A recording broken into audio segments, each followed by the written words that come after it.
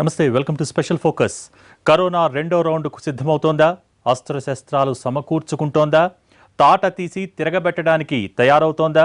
ప్రపంచ ఆరోగ్య సంస్థ చెప్పినట్టు లాక్డౌన్ సడలింపుతో కోరి ప్రమాదం తెచ్చుకుంటున్నామా? అమెరికాలో మళ్లీ భయానక పరిస్థితులు ఎందుకు ఏర్పడుతున్నాయి? రష్యాలో కరోనా భీకర వలయానికి కారణమేంటి? ఇండియాలో కూడా కరోనా కోరలు చాస్తోందా? ఏం జరుగుతోంది? కంటికి కనిపించని శత్రువు వచ్చే నెలలో ఎలా అటాక్ చేయబోతోంది? కరోనా సెకండ్ ఇన్నింగ్ స్టార్ట్ చేయబోతోందా? రెండో రౌండ్లో చాలా దేశాలను అతలాకుతలం చేయనుందా? ఇప్పటికే యావత్ ప్రపంచం కరోనా ధాటికి చిగురుటాకులా వణుకుతోంది. ఇక రెండో రౌండ్లో కుమ్మేస్తే ప్రపంచ దేశాలు ఏ గతి పడతాయి? ఈ ఉపద్రవం నుంచి ఎలా బయటపడతాయి? జూన్ జూలైలో కరోనా భీకర యుద్ధం చేస్తుందని ప్రపంచ ఆరోగ్య సంస్థే చెబుతోంది. దీన్ని బట్టి చూస్తే మున్ముందు కరోనాతో సహజీవనం చేయడం దేవుడెరుగు. యుద్ధం మాత్రం తప్పక చేయాల్సిందే. ఏ మాత్రం ఏమరపాటుగా ఉన్నా పంచ ప్రాణాలు పంచభూతాల్లో కలిసిపోతాయి. విదేశాల్లో తగ్గినట్లే కనిపించిన కరోనా ఉన్నట్టుండి మళ్లీ యూటర్న్ తీసుకుంది. ఇక ఇండియాలో కూడా ఇరగదీయడానికి ఆయుధాలు సమకూర్చుకుంటోంది. ఇప్పటికే ఎన్నో శక్తులు సమకూర్చుకున్న కరోనా మన దేశంలో కూడా విజృంభిస్తోంది. జూన్లో మన దేశాన్ని డేంజర్ జోన్లో పడేయడానికి కంటికి కనిపించని శత్రువు వ్యూహాత్మకంగా దాడి చేయబోతోంది. దీన్నించి ఎలా బయటపడాలి? లాక్డౌన్ సడలింపులతో తప్పు చేశామా? సడలింపుల కారణంగా యథేచ్ఛగా రోడ్లపై తిరిగి కరోనాను జేబులో వేసుకుని ఇంటికి తీసుకెళ్తున్నామా? కరోనా తన మానాన తను సైలెంట్గా ఉంటే మనమే రోడ్లపై తిరిగి దాంతో ఫ్రెండ్షిప్ చేసి కోరి ప్రాణాల మీదకు తెచ్చుకుంటున్నామా? ఏం జరుగుతోంది దేశంలో? లాక్డౌన్ సడలింపుల వల్ల చేస్తున్న తప్పులేంటి? భారత్లో కరోనా వైరస్ ప్రభావం అంతకంతకు పెరుగుతుంది. కొద్ది రోజులుగా సరాసరిగా 3,000 కొత్త కేసులు నమోదవుతున్నాయి. ఇప్పటికే 60,000 కేసులకు చేరువయ్యాయి. గడిచిన 24 గంటల్లో దేశవ్యాప్తంగా 3,320 కొత్త కేసులు నమోదైనట్టు కేంద్ర ఆరోగ్య శాఖ వెల్లడించింది. దీంతో శనివారం ఉదయం నాటికి భారత్లో కరోనా పాజిటివ్ కేసుల సంఖ్య 59,662కు చేరింది. ఇక గడిచిన 24 గంటల్లో 95 మంది మృతి చెందారు.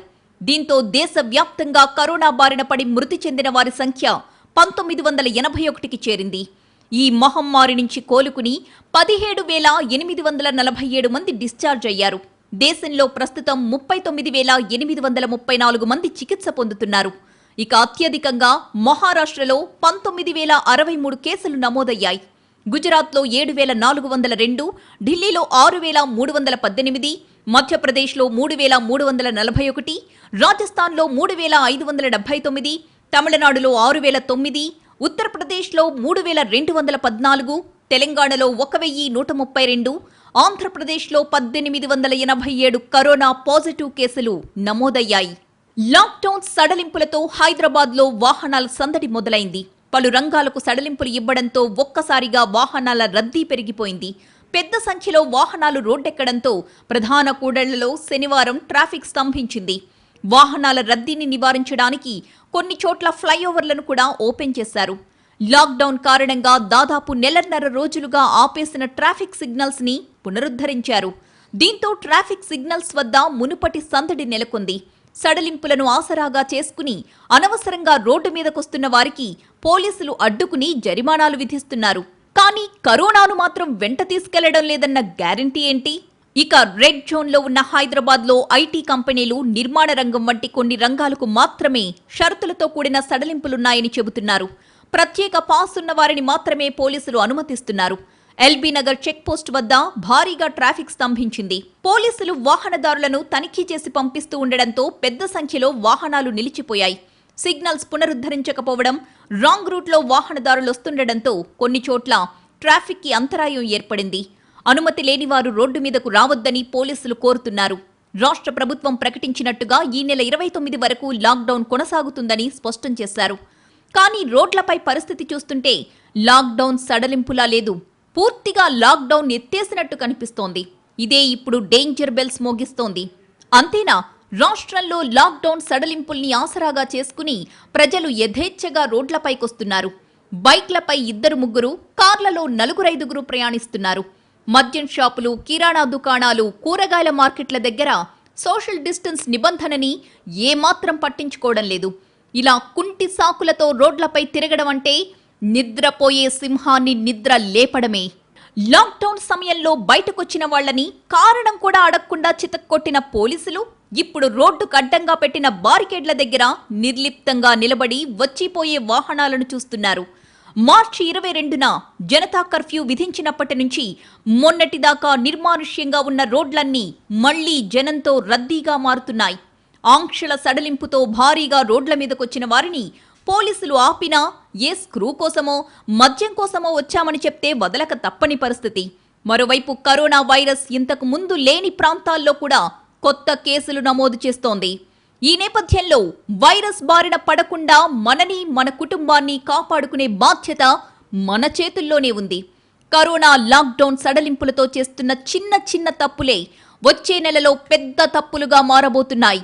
ఇదే కరోనా విజృంభించడానికి కారణాలవుతాయి.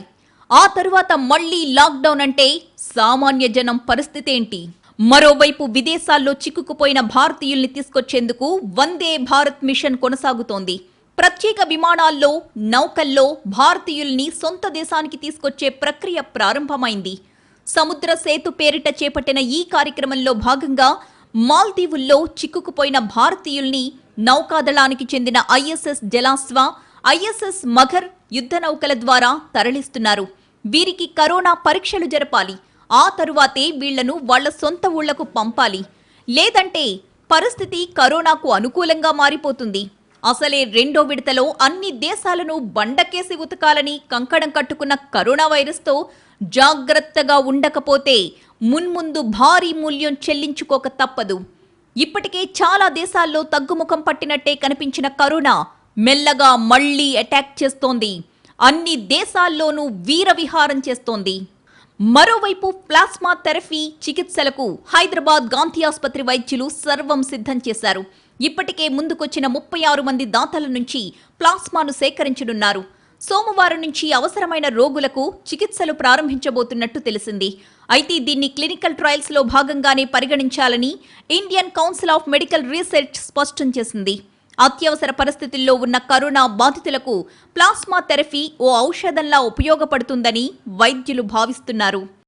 భారత ప్రభుత్వం అప్రమత్తంగా వ్యవహరించి వేగవంతంగా చర్యలు తీసుకోవడం వల్ల కోవిడ్-19 కేసుల్ని తక్కువ సంఖ్యకే పరిమితం చేయగలిగిందని మన దేశంలోని ప్రపంచ ఆరోగ్య సంస్థ రాయబారి డేవిడ్ నబారో చెప్పారు.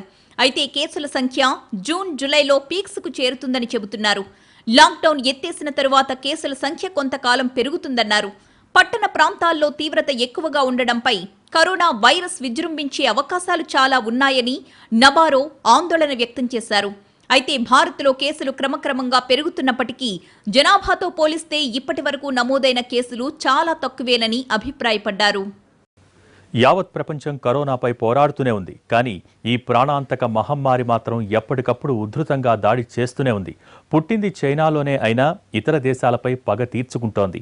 అగ్రరాజ్యమైన అమెరికాపై ఎడాపెడా దాడి చేసింది. ఆ తర్వాత కాస్త తగ్గినట్టే కనిపించినా మళ్లీ వెంటనే పంజా విసురుతోంది. రోజు కొన్ని వేల కేసులు నమోదు చేస్తూ సెకండ్ ఇన్నింగ్స్లోనూ ఊపిరి పీల్చుకోకుండా చేస్తోంది. ఇంతకీ కరోనా వైరస్ ఎందుకిలా విరుచుకుపడుతోంది? కరోనాతో కలిసి నడవాల్సిందే, కరోనాతో సహజీవనం చేయాల్సిందే అని పెద్దన్న ట్రంప్ మొదటి నుంచి చెబుతూనే ఉన్నాడు.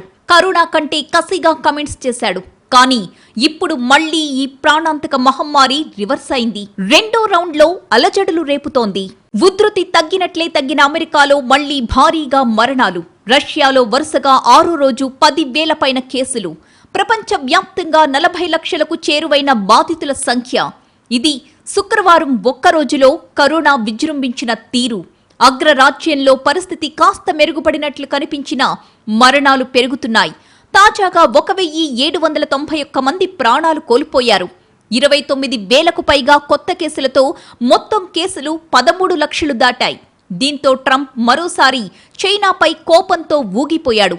చైనా ఘోర తప్పిదం, అసమర్థత కారణంగానే వైరస్ ప్రపంచమంతా వ్యాపించిందని నిందించారు. అక్కడే ఏదో జరిగిందని, ఇది చాలా దారుణమని అన్నారు. అయితే విచిత్రంగా చైనాలో శుక్రవారం 17 పాజిటివ్ కేసులు నమోదవగా వీటిలో 16 లక్షణాలు కనిపించని కేసులు హుబై ప్రావిన్స్లోనే రికార్డయ్యాయి.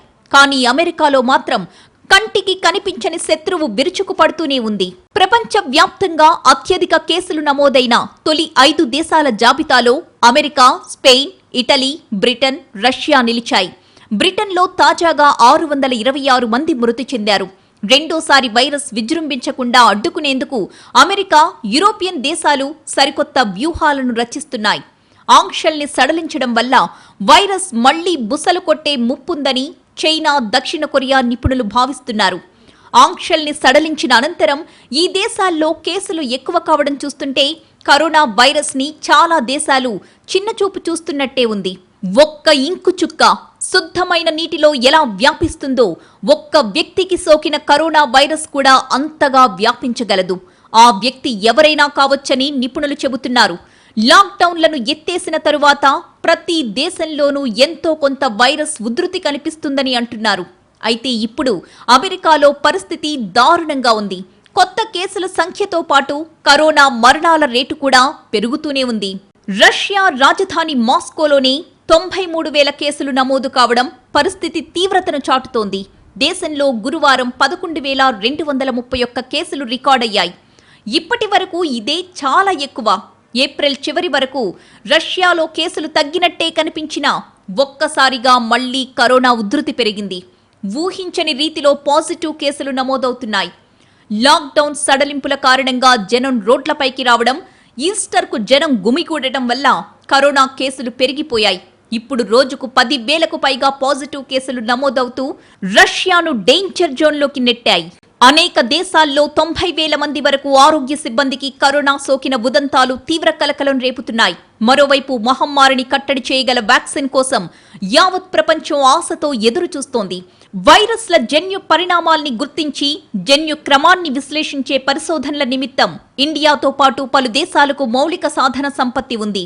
అయినా ఇప్పటికీ టీకాలు కనుక్కోలేకపోయిన వైరస్లు ఎన్నో ఉన్నాయంటున్న శాస్త్రవేత్తలు కరోనాకు సంబంధించి వ్యాక్సిన్ రూపకల్పన ఏమంత సులభం కాదని హెచ్చరిస్తున్నారు. కరోనా వైరస్ లో చోటు చేసుకుంటున్న అనూహ్య మార్పులు పరిశోధకులకు పెను సవాల్ విసురుతున్నాయి. లక్ష్య సాధన క్లిష్టతరమయ్యే కొద్దీ శాస్త్రవేత్తల్లో పట్టుదల ఇనుమడిస్తుందని కరోనా సంక్షోభం చాటి చెబుతోంది. ఆ మహమ్మారి జన్యు క్రమాన్ని జనవరి 7వ తేదీన చైనా ఆవిష్కరించింది.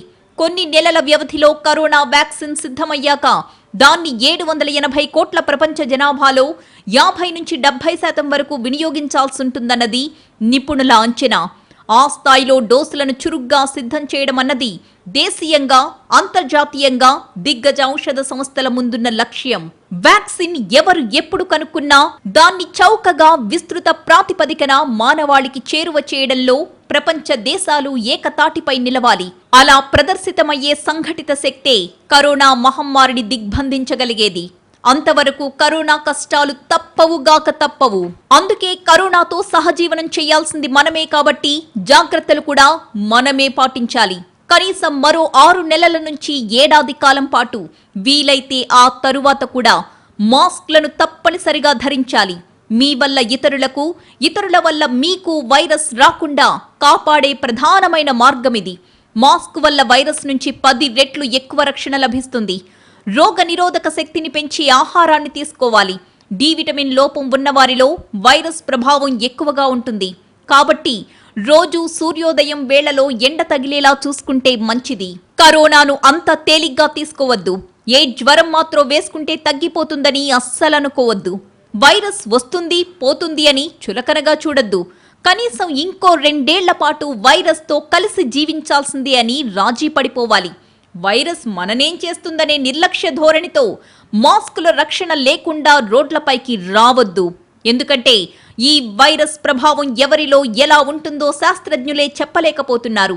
వైరస్ సోకినా కొందరిలో అసలు లక్షణాలే కనిపించట్లేదు. మరికొందరిలో కొద్దిపాటి లక్షణాలే ఉంటున్నాయి. ఇంకొందరిలో తీవ్ర లక్షణాలు కనిపించినా బతికి బయటపడుతున్నారు. కొద్ది మంది మాత్రం ఏం చేసినా బతకట్లేదు. శరీరంలో వైరస్ లోడ్ అధికమై శ్వాస కూడా పీల్చుకోలేక నరక యాతన అనుభవిస్తూ ప్రాణాలు కోల్పోతున్నారు. కాబట్టి ఆ వైరస్ అసలు సోకకుండా జాగ్రత్త పడడం మంచిది. ప్రభుత్వం లాక్డౌన్ ఆంక్షలు సడలించింది కదా అని విచ్చలవిడిగా తిరిగారా? అది మీకు, మీ కుటుంబానికే కాక సమాజానికే ప్రమాదం. గత నెలన్నరగా ఉన్నట్టుగానే వీలైనంత వరకు ఇంట్లోనే ఉండండి. అత్యవసరమైతే తప్ప బయటకు రాకండి. నిత్యావసరాల పేరుతో తరచుగా బయటకు రావడం మంచిది కాదు. వెళ్లే ముందు కావలసిన సరుకుల జాబితా రాసుకుని చకచకా కొనుగోలు చేసి ఇంటికి చేరుకోండి. మీరు అనవసరంగా బయట ఉండే ప్రతి క్షణం కూడా ప్రమాదమే. బయటకు వెళ్ళినప్పుడు ఇతరుల నుంచి 6 అడుగుల దూరాన్ని ఖచ్చితంగా పాటించండి. మాస్క్ ఉంటే 1 అడుగు అటు ఇటు అయినా పర్వాలేదు, కానీ మాస్క్ లేకపోతే మాత్రం ఈ నిబంధనను తప్పకుండా పాటించి తీరాల్సిందే. బయటకు వెళ్లి ఇంటికి రాగానే చేతుల్ని 30 సెకండ్ల పాటు సబ్బుతో శుభ్రంగా కడుక్కోవడాన్ని ఒక అలవాటుగా మార్చుకోండి. బయటకు వెళ్ళొస్తే ఇంట్లో వృద్ధులు, పిల్లలకు వీలైనంత దూరంగా ఉండండి. మరీ అత్యవసరమైతే తప్ప వారిని తాకొద్దు. బయటకు వెళ్ళొచ్చాక చెప్పుల్ని గుమ్మానికి దూరంగా ఎండ తగిలే చోట విడవండి. లిఫ్ట్ బటన్లు నొక్కడానికి, తలుపులు తెరవడానికి, పంపు తిప్పడానికి చేతుల్ని ఉపయోగించే అలవాటు మార్చుకోవాలి. లిఫ్ట్ బటన్లు నొక్కడానికి, తలుపు తెరవడానికి మీ బండి తాళం చెవిని ఉపయోగించండి. తలుపులు తెరవడానికి మీ భుజాన్ని ఉపయోగించండి. ఫోన్ని ఎక్కడ పడితే అక్కడ పెట్టొద్దు. ఇంటికొచ్చాక చేతులు కడుక్కోవడంతో పాటు ఫోన్ని కూడా డిస్ఇన్ఫెక్టింగ్ వైప్స్తో కానీ శానిటైజర్లతో కానీ శుభ్రం చేయండి. కర్చీఫ్ వాడే అలవాటుంటే దానికి బదులుగా డిస్ఇన్ఫెక్టెంట్ వైప్స్ ని వాడండి. శానిటైజర్ ని దగ్గరే పెట్టుకోండి. ఎక్కడికైనా వెళ్ళినప్పుడు చేతిని వాడాల్సి వస్తే శానిటైజర్ వాడి ఆ ప్రదేశాన్ని శుభ్రం చేయండి. కరోనా అనుమానిత లక్షణాలతో ఉన్న వారికి సన్నిహితంగా మెలిగితే ఇంటికి వెళ్ళాక వేడి వేడి నీళ్లతో తలస్నానం చేయండి. వివాహాల వంటి శుభకార్యాలకు ఇప్పటికే ముహూర్తం నిర్ణయించినా వీలైతే వాటిని 1 ఏడాది పాటు వాయిదా వేసుకోండి. కనీసం ఏడాది పాటు జనం ఎక్కువగా ఉండే ప్రాంతాలకు వెళ్ళొద్దు. లాక్డౌన్ ఉన్నా లేకున్నా వీటన్నింటినీ పాటిస్తేనే కరోనా గండాన్ని తప్పించుకోవచ్చు. ఎందుకంటే రాబోయే రోజుల్లో కరోనా విస్తృత రూపం దాల్చబోతోంది. మరింత భయంకరంగా దాడి చేయడానికి సిద్ధమవుతోంది. కాబట్టి కంటికి కనిపించని శత్రువును ఎదుర్కోవాలంటే మనకు జాగ్రత్తలు తీసుకోవడం తప్ప వేరే మార్గం లేదు.